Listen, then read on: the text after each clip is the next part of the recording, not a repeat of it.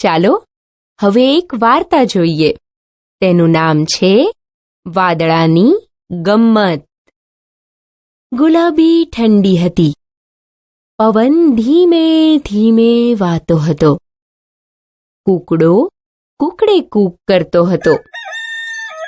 તે વખતે કેટલાક વાદળાને આકાશમાં ફરવા નીકળવાનું મન થયું. એક નાનું વાદળું બોલ્યું, આ રાત અહીંથી જાય તો અંધારું મટે. આપણે સારા કપડાં પહેરી ફરવા જઈએ ને ગમ્મત કરીએ. એક મોટા વાદળાએ દીવો સળગાવ્યો.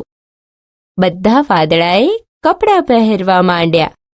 રાતા, પીળા, ગુલાબી, જાંબલી એમ રંગબેરંગી કપડાં પહેરીને વાદળા ફરવા નીકળ્યા. નીચેથી લોકો કહેવા લાગ્યા કે સૂર્યોદય થાય છે.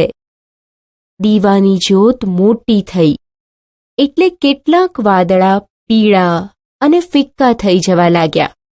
એમણે પેલા મોટા વાદળાને આ વિશે ફરિયાદ કરી. મોટા વાદળાએ કહ્યું, બધા વાદળા ભેગા થઈ જાઓ અને દીવાને કહી દો કે એનું એકલાનું અહીં રાજ નથી. બધા વાદળા ભેગા થઈ જવા માંડ્યા. ઘણા વાદળા ભેગા થઈને એક મોટા પહાડ જેવા કાળા વાદળાની પાછળ જઈને બેઠા. નીચેથી લોકો કહેવા લાગ્યા કે આકાશ ઘેરાવા લાગ્યું. પણ દીવાનું તેજ પૂરું ઢંકાયું નહીં. પેલા મોટા વાદળાએ પવનને મદદે બોલાવ્યો.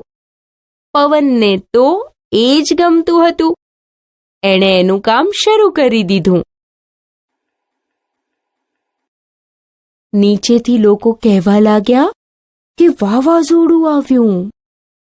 હવે વાદળા પવનની ગાડીમાં બેસીને દોડવા લાગ્યા. આકાશમાં દોડાદોડી, પડાપડી ને ધમાચકડી થઈ રહી.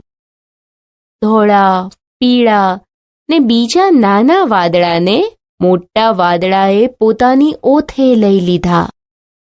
બધે કાળું કાળું થઈ ગયું. દીવો તો કોણ જાણે ક્યાં ચાલ્યો ગયો.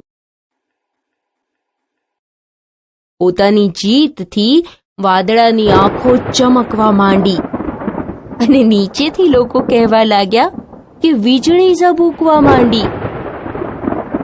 એકબીજાની સામે આંખો ચમકાવતા વાદળા પેલા દીવાની સામે જોરથી હસવા લાગ્યા.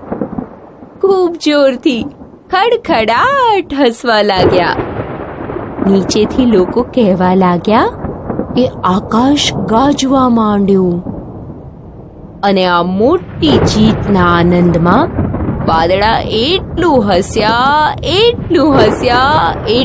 હસ્યા કે તેમની આંખોમાંથી આનંદની ધારાઓ વહેવા લાગી.